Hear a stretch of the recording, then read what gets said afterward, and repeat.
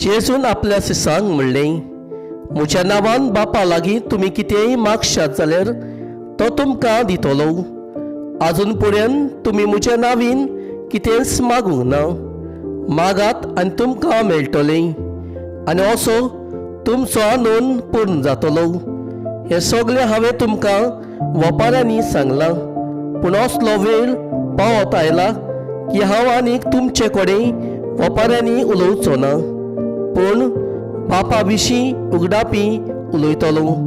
त्या दिसा तुमी म्हजे नांवीन मागतले, आनी तुमच्या खातीर हांव बापा लागीं मागतलो म्हूण हांव तुमकां सांगतां.